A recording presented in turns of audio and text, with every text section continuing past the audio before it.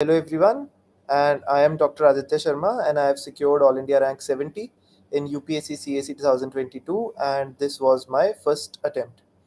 So मैंने अपना है ना फर्स्ट अटेम्प्ट में मेरा क्लियर हो गया एग्ज़ाम। बहुत फॉर्चुनेट हूँ मुझे लगता है काफ़ी बार।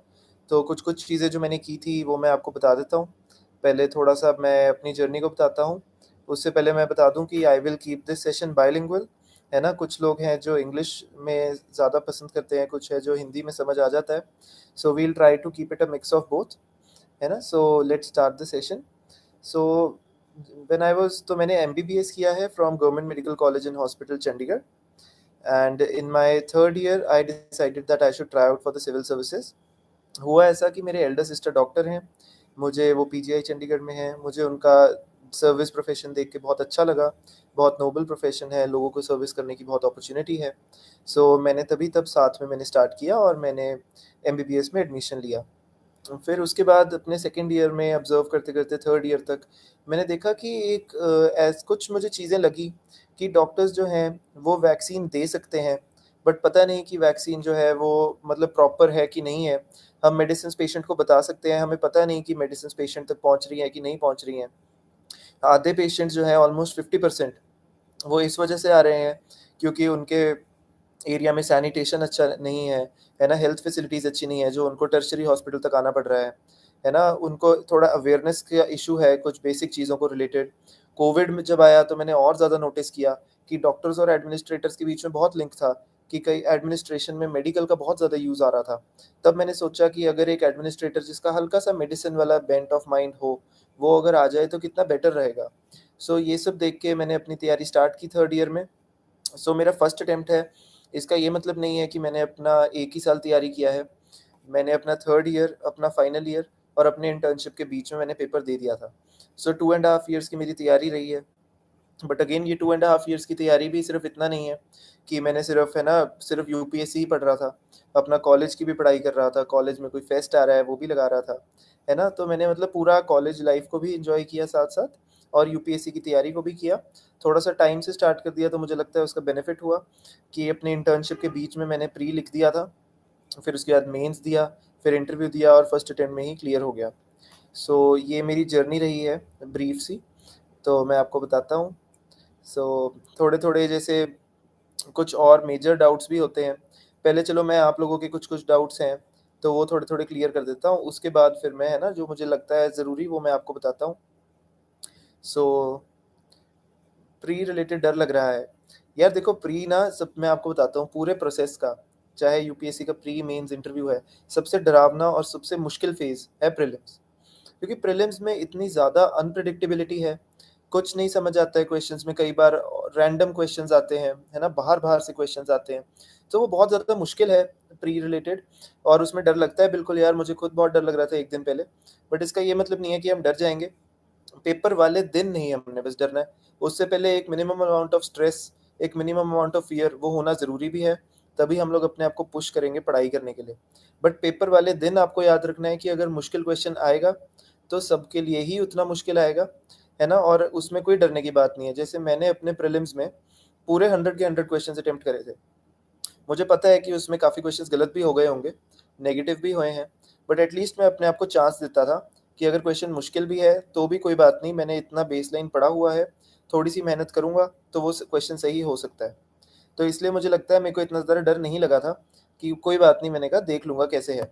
तो अपने अंदर भी थोड़ा सा जो है करेज, थोड़ा सा वो बनाए रखें, है ना, क्योंकि वो बहुत ज़्यादा ज़रूरी रहेगा आपके लिए, है ना।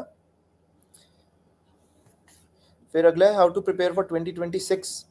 बहुत अच्छी बात है मोक्ष की आपने इतनी जल्दी डिसीजन ले लिया। बट अपना कॉलेज भी आप देख लेना, ऐसा ना हो कि आप अभी 10th या 12th में ही हो। बेस्ट टाइम है अपने कॉलेज के सेकेंड ईयर में आप तैयारी स्टार्ट करो, है ना। फर्स्ट ईयर में थोड़ा कॉलेज को एनालाइज करो, अंडरस्टैंड करो, थोड़ा सा एंजॉय करो। फिर सेकेंड ईयर में थोड़ा थोड़ा मूड बनाओ, है ना। फिर उसके बाद आप अगर थर्ड ईयर या सेकेंड ईयर में अच्छे से आप फुल ऑन अपनी तैयारी स्टार्ट कर दो, अगर आप ह्यूमैनिटीज़ बैकग्राउंड से हो तो। सो 2026 के लिए ऐसे है कि मैंने थर्ड ईयर में, क्योंकि मैं दिल्ली जा नहीं सकता था कॉलेज के साथ, तो मैंने चंडीगढ़ में कोचिंग ज्वाइन की थी। सो उसके अंदर ऐसा था कि मैं 9 to 5 कॉलेज लगाता था, 5 to 8 में कोचिंग लगाता था, फिर उसके बाद मैं 9 बजे तक घर पहुंचता था। तो उतना सेल्फ स्टडी का टाइम नहीं था मेरे पास थर्ड ईयर में। बट हाँ, मैं कोचिंग लगा लेता था, नोट्स मैंने कंपाइल कर लिए थे। आप भी ऐसा कर सकते हो। एक साल जो है अपना बस सिलेबस कवर करो। सेकेंड ईयर मेरा फोकस था सोनली की सेल्फ स्टडी ही करना है ना। उसके लिए मैं स्ट्रैटेजी बनाता था, रूटीन बनाता था। जब 4-5 महीने पेपर हैं कॉलेज में तो फिर वो बिल्कुल छोड़ देता था। तो ऐसे करके बहुत लंबा चलता रहता था वो। तो सेकेंड ईयर आप अपना सेल्फ स्टडी करना, और थर्ड ईयर, और एक बार जब आपका सिलेबस खत्म हो गया अपने फर्स्ट ईयर में, उसके बाद आप साथ ही साथ रिवीजन के आंसर राइटिंग स्टार्ट कर देना। अभी आप फर्स्ट ईयर में अगर हो तो अपना साथ साथ थोड़ा ऑप्शनल सोचो क्या करना है। ऑप्शनल ज़रूरी नहीं है ग्रेजुएशन वाला होना चाहिए, बट अगर ग्रेजुएशन वाला है ऑप्शनल और आपको लग रहा है कि वो थोड़ा इंटरेस्टिंग है, तो आप ज़रूर वो ले सकते हो अपना ऑप्शनल, है ना। बट मोस्टली डिपेंड करता है कि थोड़ा सा आप अपना ना इंटरेस्टिंग करना। मेरा ऑप्शनल यार मेडिकल साइंस था, है ना। मैंने एमबीबीएस किया है। मैंने ये सोचा था कि चलो अभी फर्स्ट अटेम्प्ट है, तो मैं फ्रेश ग्रेजुएट ही हूँ, तो मुझे मेडिकल साइंस का थोड़ा बहुत आता है। तो मैंने PYQs वगैरह अच्छे से सॉल्व किए थे, और मेडिकल साइंस मेरे लिए वर्कआउट कर गया। सो इसलिए ऐसे था।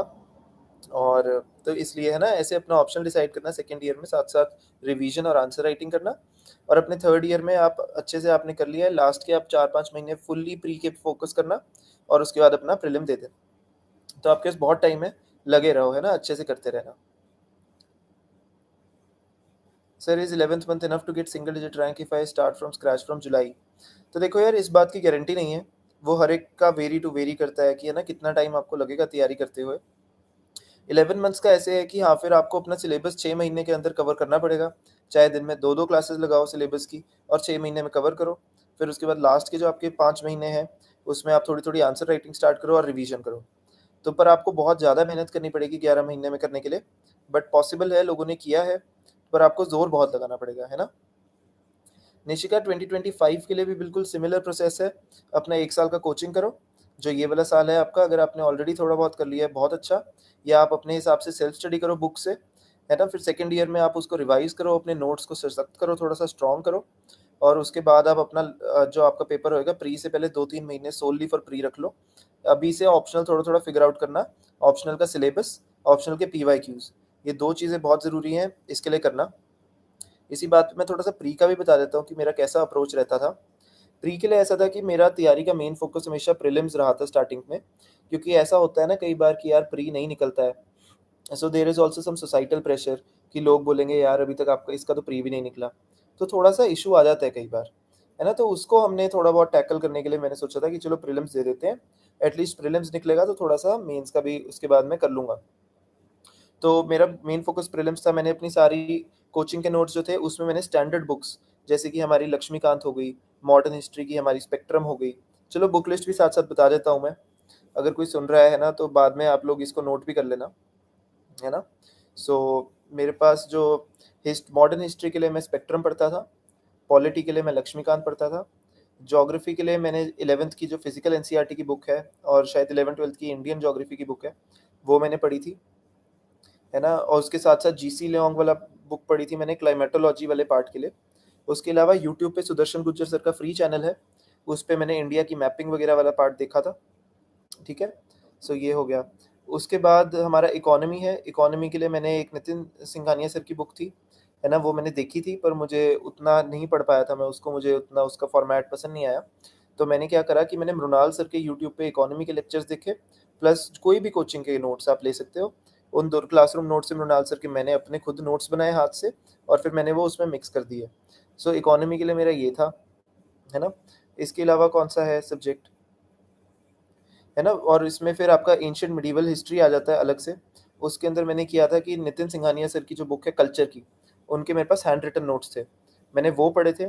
उसमें भी 5 इंपॉर्टेंट ज़्यादा टॉपिक थे, वो मैं आपको बता देता हूँ। वो है बुद्धिज़्म, जैनिज़्म, एक है टेम्पल्स, ठीक है, एक है जो various philosophical schools of thought होते हैं, है ना। और इसके अलावा आपका है भक्ति और सूफी। ये 5 टॉपिक्स में मेरा ज़्यादा जोर था। उसके अलावा मैंने कर्सरी ग्लांसेस मार ली थी बुक पे।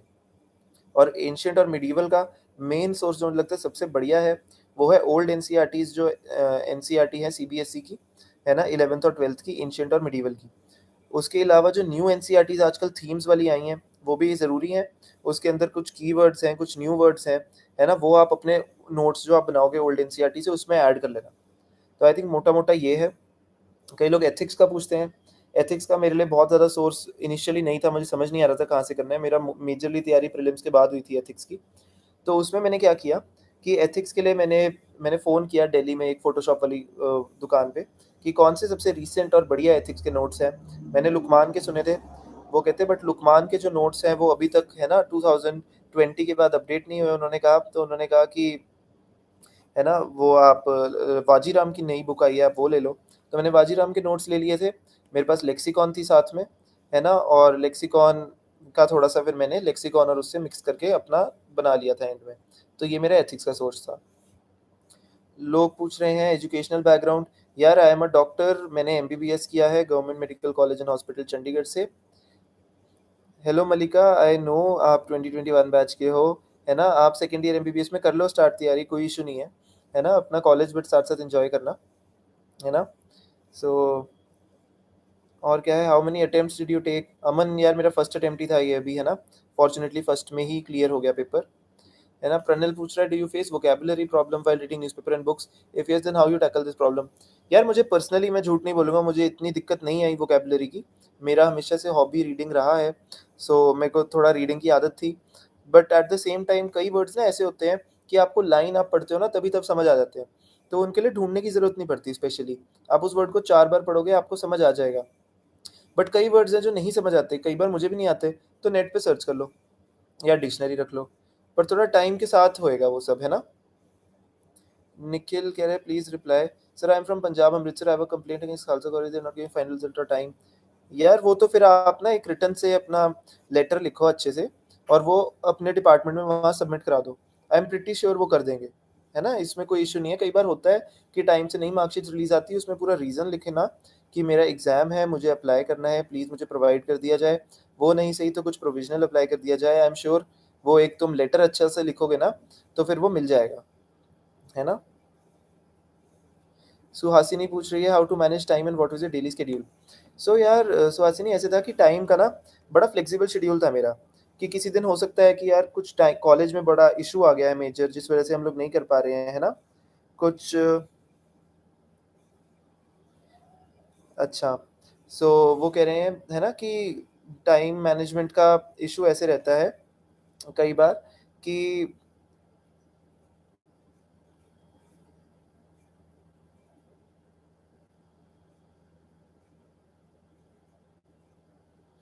सो फिर टाइम मैनेजमेंट कैसे था कि बहुत फ्लेक्सिबल शेड्यूल है कि मैं ना टारगेट बनाता था 15 डेज के। ऐसा नहीं था कि मैं डेली कि आज मैंने इतना करना ही है, इतना करना ही है, कि यार आज तो इतना करना ही है।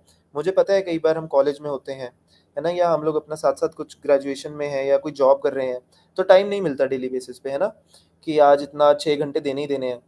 कई बार 2 घंटे दे दिए, कई बार नहीं दे पाए। सैटरडे संडे बिल्कुल फ्री हो गए तो 8-9 घंटे दे दिए। तो आपने अपना टारगेट ओरिएंटेड पढ़ाई करनी है रादर देन कि कितने घंटे हम डेली कर रहे हैं। तो मैनेज का तो बड़ा मेरा ट्रिकी रहता था। इंटर्नशिप में डेली 12 आवर्स की ड्यूटी होती थी, कोविड में भी ड्यूटी होती थी।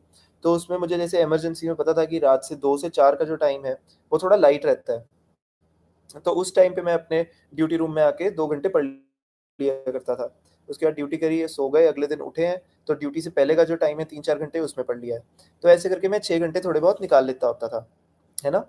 Sir should be prepare read newspaper now for 2026 civil service exam? ये देखो न्यूज़पेपर पढ़ने में कोई बुराई नहीं है। अगर आपको लग रहा है कि आप अपने डेली का 1-1.5 घंटा निकाल सकते हो तो न्यूज़पेपर अभी से स्टार्ट कर दो, है ना। थोड़ा थोड़ा उसको पढ़ लो। मेरे पास कई बार होता था कि टाइम नहीं होता था कि मैं डेली न्यूज़पेपर पढूं। बट हाँ, ये भी एक मिथ है कि मैं डेली का न्यूज़पेपर पढ़ता था, मेरे से नहीं पढ़ पाता था कई बार, है ना, कि न्यूज़पेपर मिस हो जाता था, पाइल अप हो जाता था, होता है। तो वो कई बार थोड़ी-सी दिक्कत करती थी चीज़। बट अगर आपके पास टाइम है और आप कर सकते हो, तो फिर आप प्लीज़ न्यूज़पेपर है ना पढ़ लो। आई एम प्रिटी श्योर आपका काफ़ी उससे फ़र्क पड़ जाएगा और फ़ायदा हो जाएगा थोड़ा-थोड़ा उससे, है ना?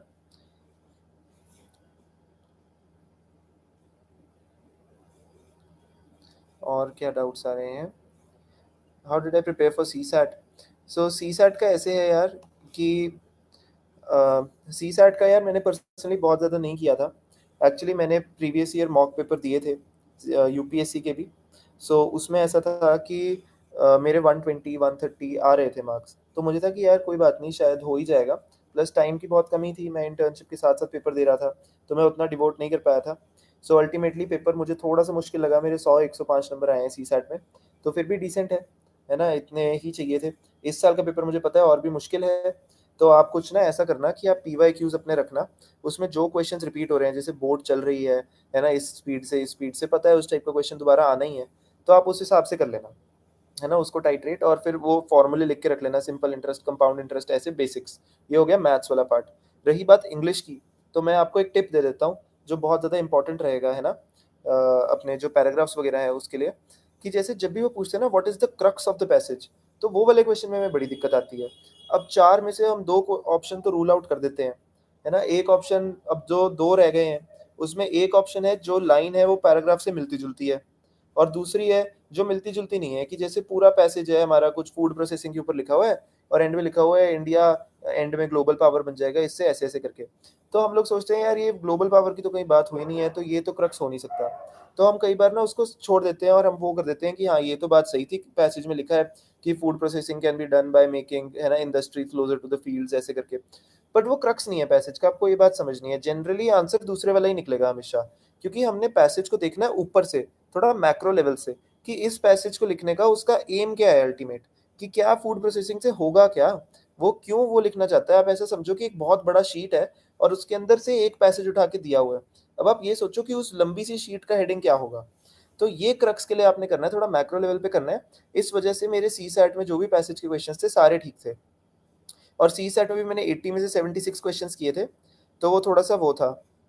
Did you read monthly current affairs magazines और ओनली PT 365? यार मेरा प्लान था मंथली पढ़नी है, मंथली में पढ़ता था, मेजरली सिर्फ इन्वायरमेंट और इकोनॉमी वाले सेक्शन के लिए पढ़ता था, तो वो मैं पढ़ लेता था। उसके अलावा एंड में जब मैंने PT पढ़ी थी तो मैंने 4 सब्जेक्ट्स की पढ़ी थी, इन्वायरमेंट, इकोनॉमी, कल्चर, है ना, और थोड़ा थोड़ा साइंस एंड टेक। तो ये 4 के लिए मैंने पढ़ी थी PT। इसके अलावा अगर आपको, मेरे को एक गलती जो लगी, मैं कर सकता था दोबारा अगर करना होता, तो मैं IR की भी PT पढ़ना चाहूँगा, क्योंकि क्वेश्चंस अब IR के बढ़ गए हैं काफ़ी, तो इसलिए IR के लिए काफ़ी आपको मेहनत करनी पड़ेगी, और रेलेवेंट भी हो गया है। हम G20 के प्रेसिडेंट हैं हम, है ना, शंघाई कोऑपरेशन ऑर्गेनाइजेशन के हम लोग प्रेसिडेंट हैं, तो इसलिए IR काफ़ी इंपॉर्टेंट हो गया है आजकल, है ना। इंटरव्यू के लिए कहाँ से मैंने तैयारी की थी? यार इंटरव्यू के लिए तो बहुत सारे मॉक इंटरव्यूज़ हैं, है ना, आप किसी के भी दे दो। मैंने ऑलमोस्ट 9-10 मॉक्स दिए थे, तो मॉक इंटरव्यूज़ का तो फ़ायदा होता है, बहुत ज़्यादा भी नहीं देने, बहुत कम भी नहीं देने। इस 10 में से 2 मेरे वन ऑन वन सेशंस थे, जो मैंने इंटरव्यू से पहले रखे थे कि कॉन्फिडेंस थोड़ा बूस्ट हो जाएगा। पर आप कहीं के भी दे दो मॉक इंटरव्यूज़, जो भी इंस्टीट्यूट्स चल रहे हैं, वो सारे ही मोर और लेस यूज़फुल होते हैं। इंटरव्यू में भी सामने वाला बंदा आपको मॉक्स में असेस कम करता है, आप अपने आप को ज़्यादा करते हो, कि अगर आपको 4 क्वेश्चन लाइन में नहीं आते, चौथे क्वेश्चन पे भी आपने बोलना है sorry sir, I will go and read about it. तो वो हमारा असली स्ट्रेंथ ऑफ कैरेक्टर का टेस्ट है, कितने ज़्यादा हम ऑनेस्ट हो सकते हैं। तो इसमें डरने और घबराने की कोई बात नहीं है, है ना। तो ये मॉक इंटरव्यूज़ इसलिए होते हैं, हम अपनी फ्लुएंसी देखते हैं उसके अंदर, हम अपना तरीका देखते हैं। सो वो थोड़ा-सा है ना, मॉक इंटरव्यूज़ का वो फ़ायदा होएगा आपको। How much time is required for serious attempt in UPSC daily and yearly? तो यार टाइम जो है वो बहुत ज़्यादा ना हर एक के लिए वेरी करता है, बट मैं कहूँगा ऑन एन एवरेज अगर आप 6 आवर्स डेली दे रहे हो तो वो बहुत अच्छे हैं। किसी दिन ज़्यादा दे देना जब आपको फ्री टाइम है, किसी दिन थोड़ा कम भी दे सकते हो, ऑन एन एवरेज 6 घंटे आप रख लो, बहुत अच्छी बात है। न्यूज़पेपर्स, यार दोनों अच्छे हैं, हिंदू और इंडियन एक्सप्रेस, आप कोई भी पढ़ सकते हो दोनों में से। मैं पर्सनली हिंदू पढ़ता था, बट काफ़ी लोग जो मेरे को सिलेक्टेड दिखे, आधे इंडियन एक्सप्रेस पढ़ते हैं, आधे हिंदू, तो दोनों मोर और लेस सेम है ना।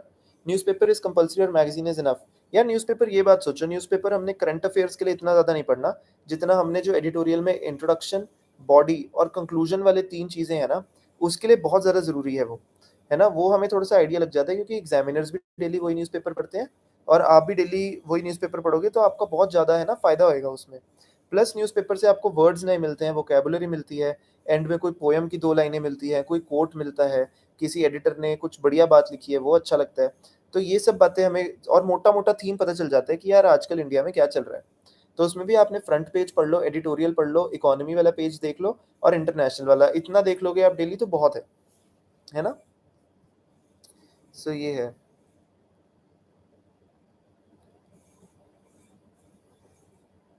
सिविल सर्विसेज बहुत रिस्की है ना, ऑड्स बहुत कम है, बिल्कुल सही बात है। It is a zero sum game. But देखो, किसी को तो मिलनी है ना सीट, हम क्यों नहीं हो सकते वो? मैं हमेशा ये सोचता था कि यार अगर मैं मेहनत करूँगा एक बेसलाइन लेवल की ना, तो उतना मेरे को रिवॉर्ड मिलेगा। किसी ने, मेरे को इतना भरोसा था खुद पे, सबको होना चाहिए, मैं ये बात बार-बार रिपीट कर रहा हूँ, कॉन्फिडेंस और सेल्फ बिलीफ रखो, आधी गेम ही कॉन्फिडेंस की है। अब मेंस में जैसे 20 क्वेश्चन होते हैं, हमें सबको कुछ ना कुछ ऐसा होता है कि इसमें से नहीं आता है, कि कोई क्वेश्चन सबको मैं बता रहा हूँ 7 से 8 क्वेश्चन ही होते हैं जो पक्का आते हैं, उसके अलावा हमको ज़्यादा क्वेश्चन नहीं आते। तो क्या होता है कि जो बाकी क्वेश्चंस हैं वो मोर और लेस आपके कॉन्फिडेंस की बात है, कि आपको कितना परसेंट आप अपने ऊपर भरोसा रख के लिख सकते हो।